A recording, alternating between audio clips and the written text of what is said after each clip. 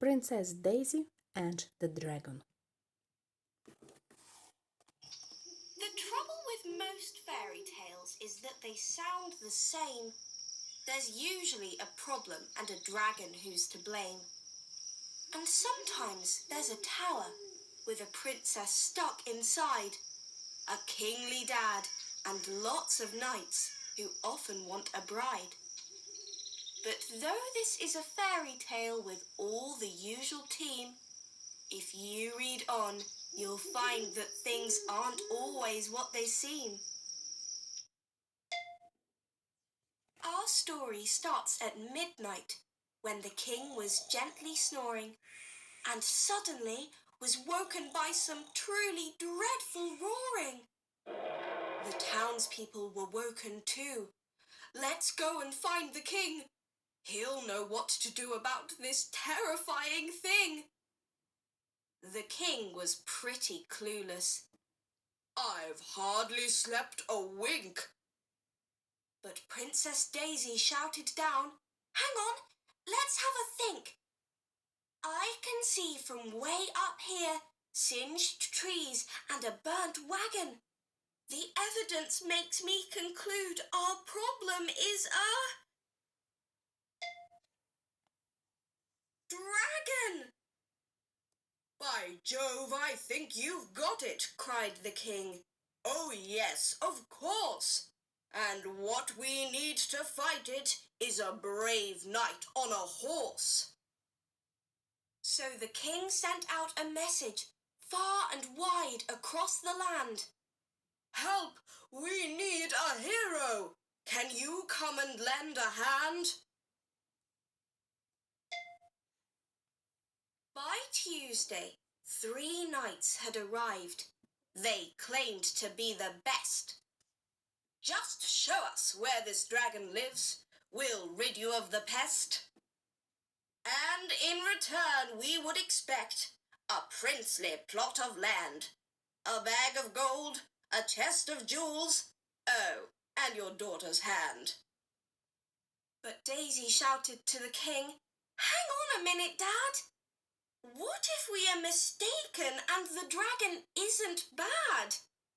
These knights are twits, it's plain to see. But I know what to do. If only I weren't in this tower. Please let me ride out too." "Not a chance," the king replied. "It's just not safe," he said. "Princesses are not meant to fight. Now, go and sew instead." The knights rode out next morning with a noisy trumpet blast. They preened and fluffed their feathers, and they boasted to the last. The first knight was Sir Daring-Do. "I'm fearless, bold and brave. Just watch me slay the dragon when I ride into that cave." He galloped up, his sword held high, and took one look inside. But his legs just turned to jelly. "Eek! I want my mum!" he cried. Sir Musclebound was next in line. His armour clanked and clinked. "Forget about Sir Daring-Do. He was the weakest link. Look, what you need is power and might. And I am just your man.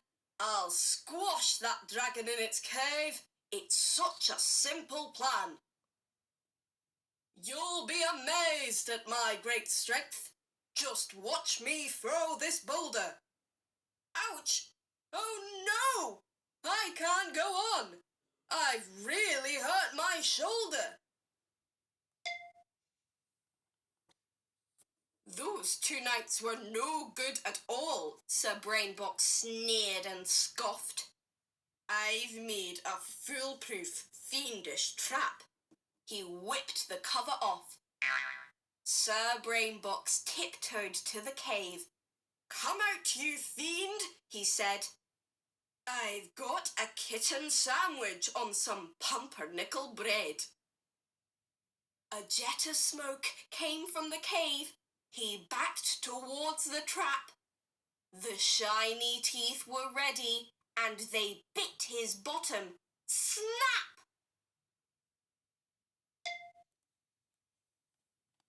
The king's mouth dropped wide open. Oh, who will save us now? But wait, here comes another knight who's sitting on a cow. The people laughed and pointed. That armour is a fright. He's got a book. He's got no sword. He's far too small to fight. Just watch and learn, the knight replied and rode into the cave. The crowd all gasped in horror. Who'd have thought he'd be so brave? And then it all went quiet. There was not a single sound. I cannot bear it, cried the king, and fainted to the ground. The night was gone for ages, and everyone got bored. Then, just as it was time for tea, the dreadful dragon snored. Then, with the dragon sound asleep, the knight came from the cave and said, Don't worry, we're all safe, and gave a cheerful wave. This dragon's just a baby. Come here and take a look. All she wanted was some milk, a cuddle, and a book. And as for all you nincompoops, you vain and foolish knights, with all your noise and silliness, you gave her quite a fright. I know that voice, the king cried out. At least, I think I'm right. Daisy, is that you, my dear? Are you our mystery knight? You're right, it's me, the princess said. I know it's a surprise. You said you wouldn't let me out, so I came in this disguise. I know you put me in a tower to keep me safe from harm, but princesses can do much more than curtsy, dance and charm. Girls are clever, tough and bold, and brave and strong and true. We're just as good as boys, you know. We can be heroes too. Then everybody cheered. Well, that's a turn up for the books. And doesn't it just go to show you mustn't judge on looks? Much later, when Queen Daisy ruled, she kept her dragon friend. And as they should in stories, they lived happily. The end.